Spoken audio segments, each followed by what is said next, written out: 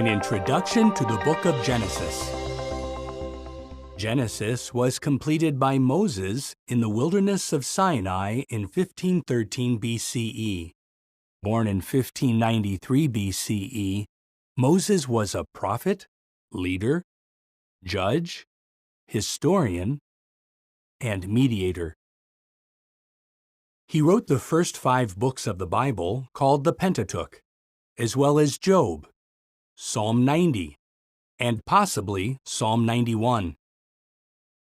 The name Genesis means origin or birth. The book explains the origin of the universe and how God prepared the earth for people to live on it. The account also describes the origin of the Israelites and their growth in Egypt until the death of Joseph in 1657 BCE. Genesis has 50 chapters.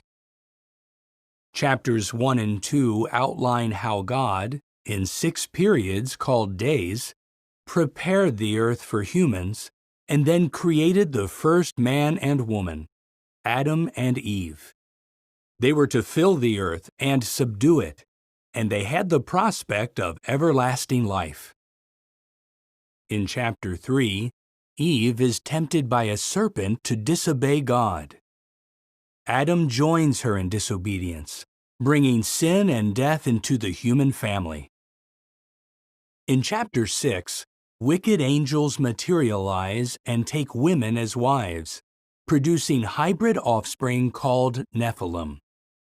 Wickedness abounds, and God decides to put an end to all flesh by means of a great flood.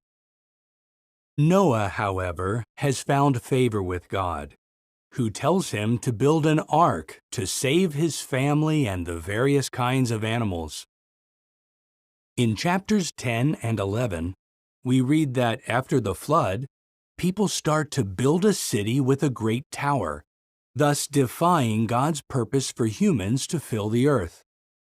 But God confuses their language, scattering them. Chapters 11 to 25 focus on Abraham, a man of faith. In chapter 12, Jehovah tells Abraham, then called Abram, to enter the land where he would one day become a great nation, and the means by which all peoples will be blessed. In chapter 15, Jehovah tells Abram to look up and count the stars if he can. So your offspring will become, God says. Did you know?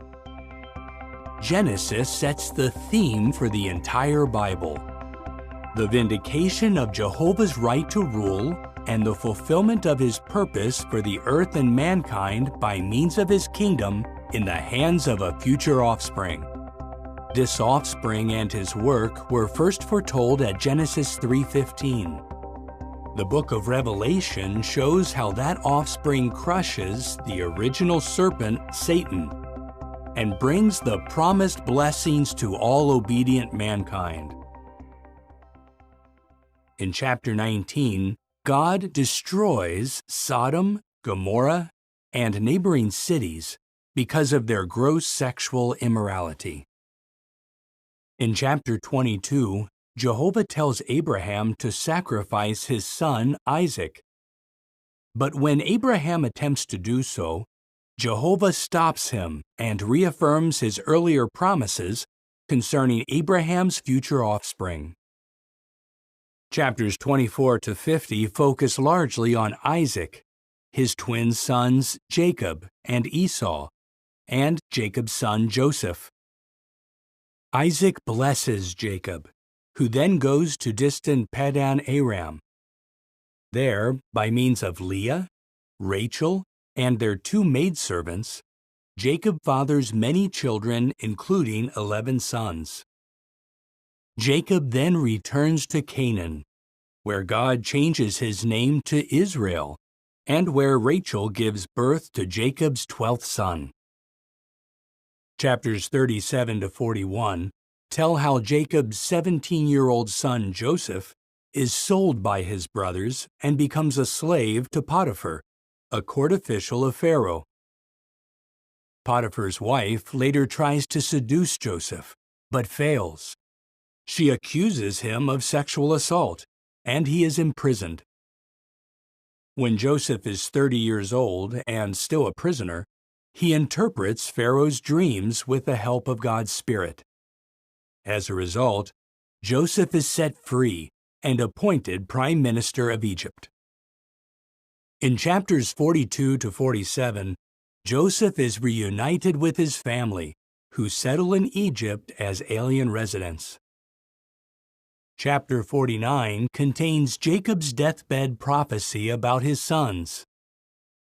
Judah's family line will produce the promised offspring, that is, Shiloh, the one to whom the obedience of the peoples will belong.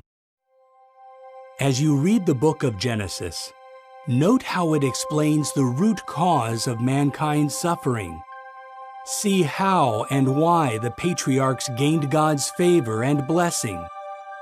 And read how Jehovah's promises to those men of faith point forward to Jesus Christ, the King of God's kingdom.